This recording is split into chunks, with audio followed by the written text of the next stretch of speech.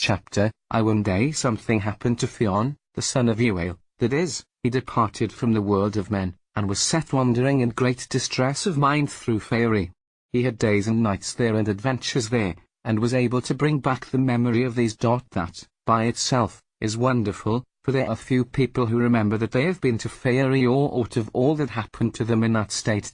In truth we do not go to Faerie, we become Faerie, and in the beating of a pulse we may live for a year or 1,000 years.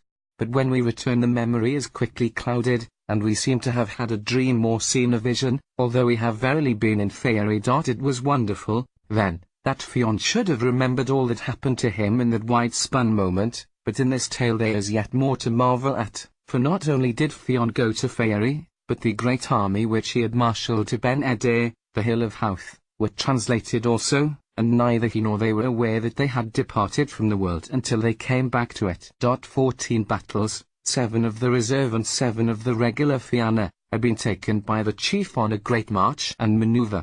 When they reached Ben Eder it was decided to pitch camp so that the troops might rest in view of the warlike plan which Fionn had imagined for the morrow. The camp was chosen, and each squadron and company of the host were lodged into an appropriate place, so there was no overcrowding and no halt or interruption of the march, for where a company halted that was its place of rest, and in that place it hindered no other company, and was at its own ease. When this was accomplished the leaders of battalions gathered on a level, grassy plateau overlooking the sea, where a consultation began as to the next day's manoeuvres, and during this discussion they looked often on the wide water that lay wrinkling and twinkling below them. A roomy ship under great breast of Sol was bearing on Ben Eder from the east. Now and again, in a lull of the discussion, a champion would look and remark on the hurrying vessel, and it may have been during one of these moments that the adventure happened to Fionn and the Fianna. "I wonder where that ship comes from?" said Conan idly. But no person could surmise anything about it beyond that it was a vessel well equipped for war. As the ship drew by the shore the watchers observed a tall man swing from the side by means of his spear shafts, and in a little while this gentleman was announced to Fionn, and was brought into his presence. A sturdy, bellicose, forthright personage he was indeed.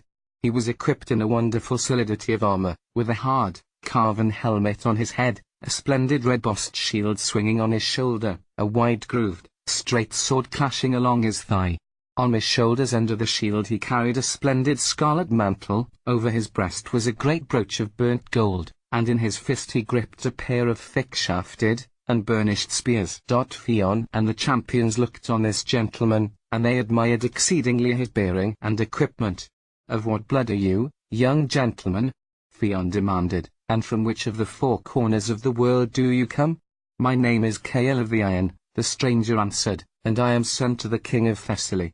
"What errand has brought you here?" "I do not go on errands," the man replied sternly, "but on the affairs that please me." "Be it so.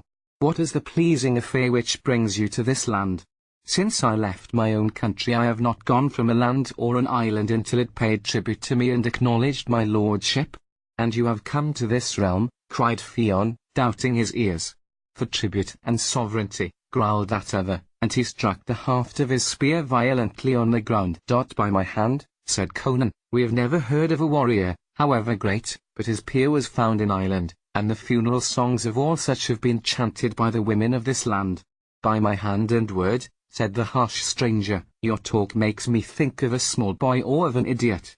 "Take heed, sir," said Fionn, "for the champions and great dragons of the Gael are standing by you, and around us there are 14 battles of the Fianna of Ireland. If all the Fianna who have died in the last 7 years were added to all that are now here," the stranger asserted, "I would treat all of these and those grievously, I would curtail their limbs and their lives." "It is no small boast," Conan murmured, staring at him. "It is no boast at all," said Cael, "and, to show my quality and standing, I will propose a deed to you." "Give out your deed," Fionn commanded. "Thus," said Cael with cold savagery, "if you can find a man among your 14 battalions who can outrun or outwrestle or outfight me, I will take myself off to my own country, and will trouble you no more." And so harshly did he speak, and with